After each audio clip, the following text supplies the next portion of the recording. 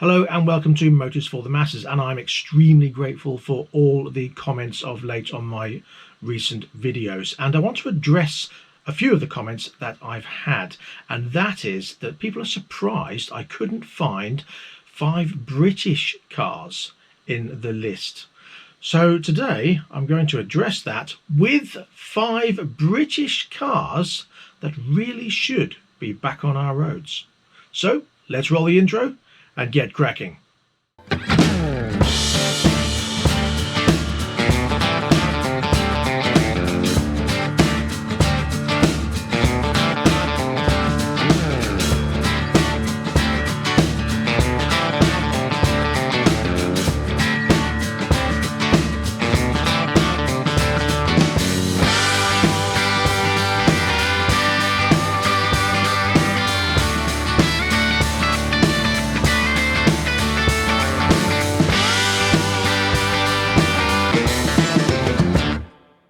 Now, before I go into this list, I want to talk about what it's going to be based on. Now, there is going to be a little bit of looks involved, but mostly it's going to be whether I think they would resell again in the modern world as a modern take on a previous retro-based car. Now, I'm going to take into account affordability, whether I think they'd resell, the popularity of them, the appeal, the design, the build quality, and of course the coolness factor.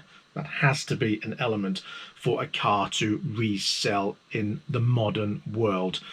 Now, what I don't want to do is talk about whether they're going to be electric or not, because that's not what anybody wants who's into cars.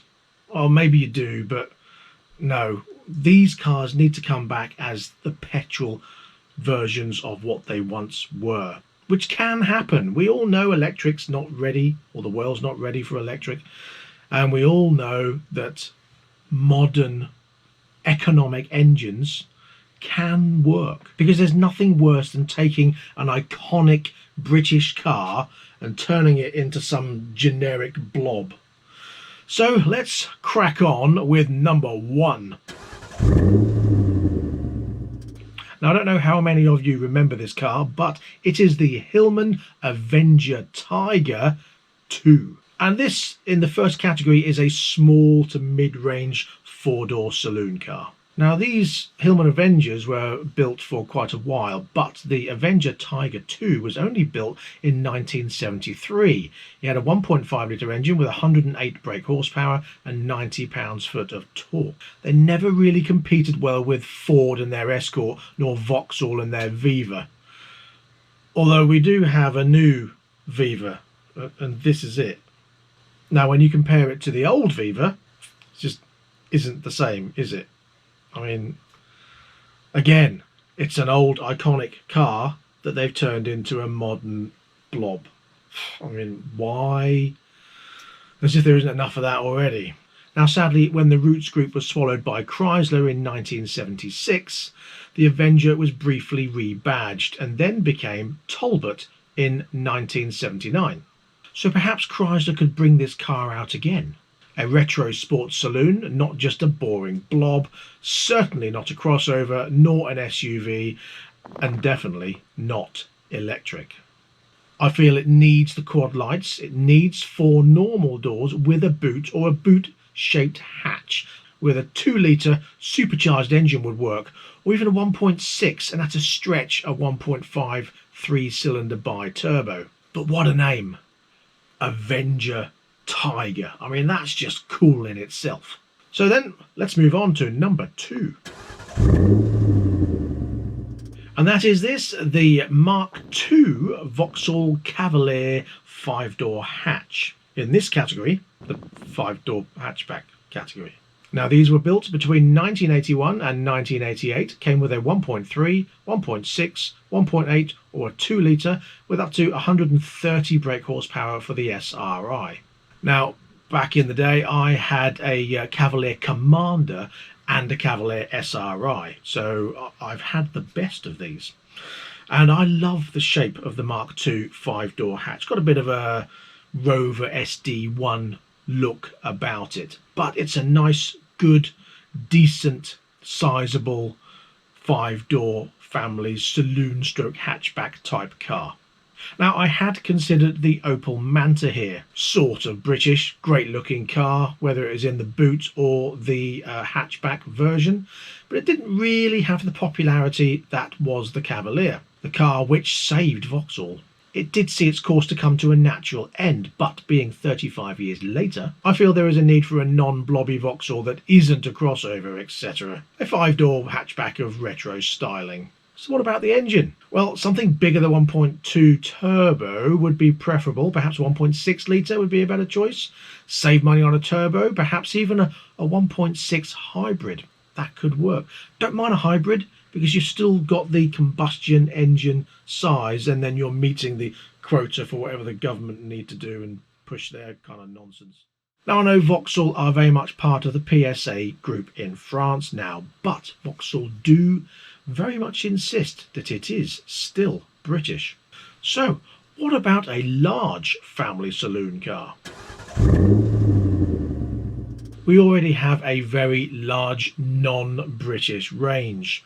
The S or E-Class Mercedes, the Audi A8 or even the A6, BMW 7 or 5 Series.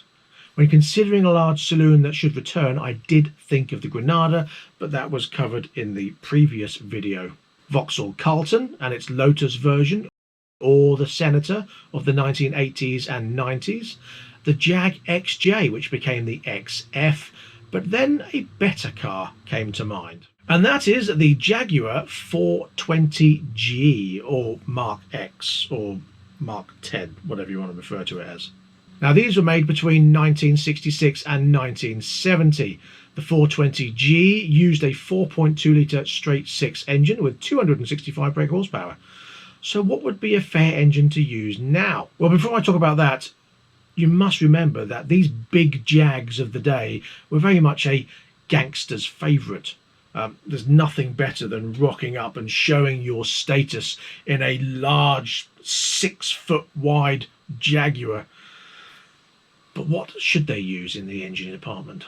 Well, most modern Jags use either a 2 litre 4-cylinder or a 3 litre V6 or the supercharged 5 litre V8.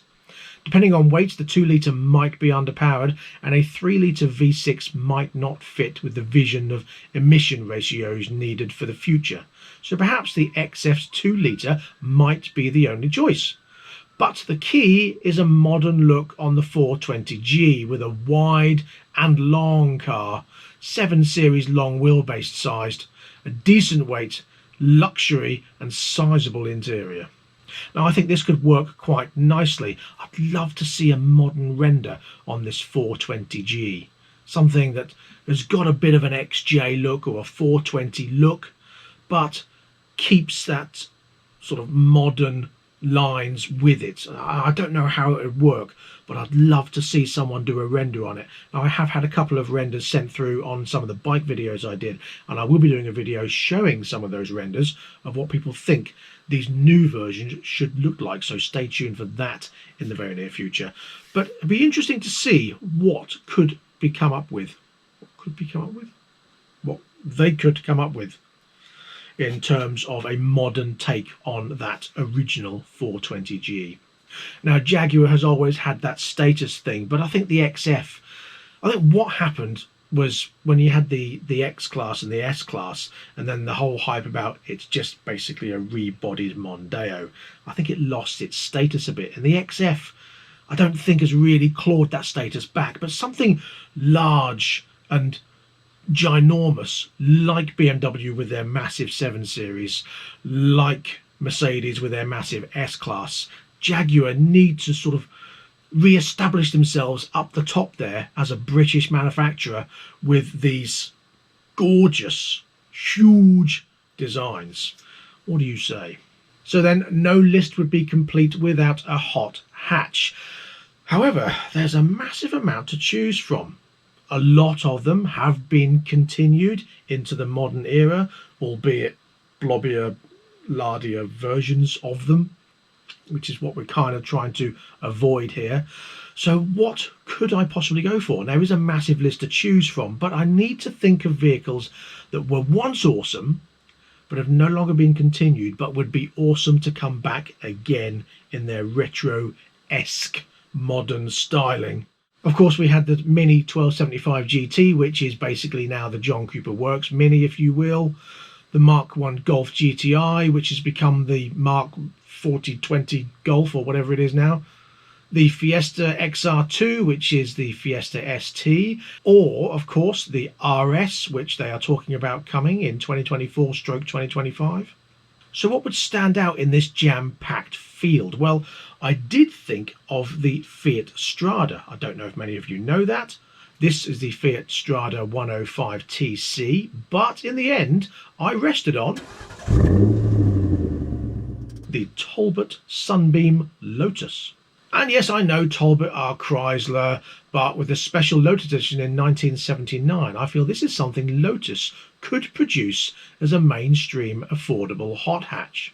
They did use the 2.2 litre with 150 brake horsepower in that car. However, with the 1.8 litre Toyota-based 190 brake horsepower engine from the Elise, I think it would work quite well in there. Now, this is quite a modern looking car. The Talbot Horizon had a similar shape, albeit the family-esque version, but this Talbot Sunbeam Lotus, or it could be, as I say, Chrysler Sunbeam or Lotus Sunbeam of the modern era. I would love to see a render of that. I think that would look fantastic. Again, with a smaller capacity 1.8 litre engine that they already use in the Elise, that I think could work really nicely in here.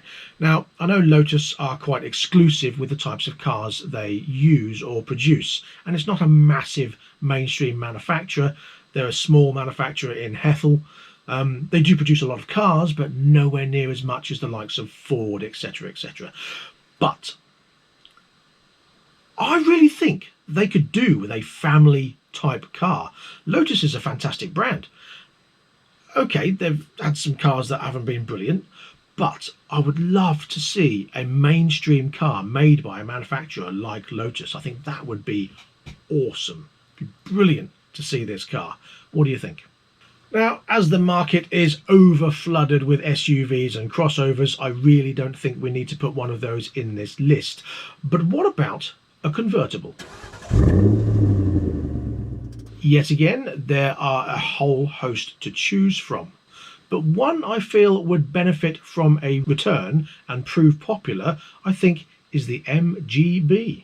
Made between 1962 and 1980, the MGB Roadster may not have been a crazy fast car, but decently priced, nippy enough, and with now being owned by China, prices will fit many budgets. So I think the MGB would be a superb return to the modern motoring world and prove extremely popular. A company called Frontline did produce one of these cars, just like MST did with the Mark II and the Mark I Escort. It was a car called the Abingdon or the LE50 Roadster, but this is a limited production of 25 cars over 5 years at 100,000 plus pounds. I would wager that China could produce this car for less than a quarter of that price, possibly even less.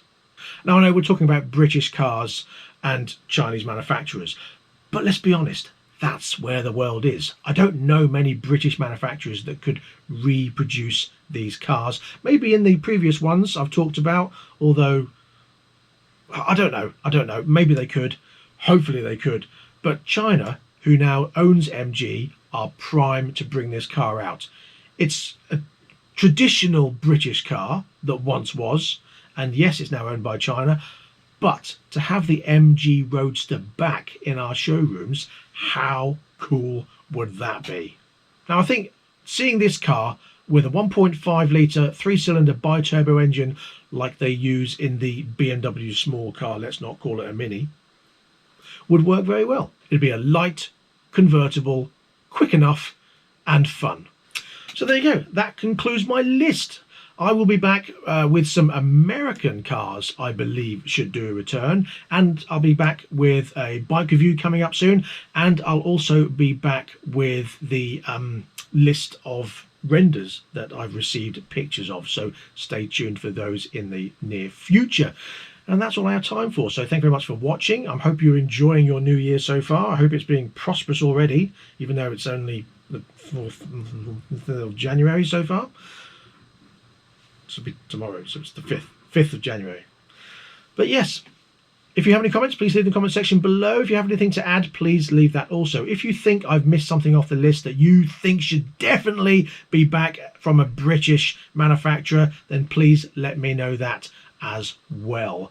And that's all I've got time for. So please like, subscribe and share this video. And until next time, please ride and drive carefully, but have fun.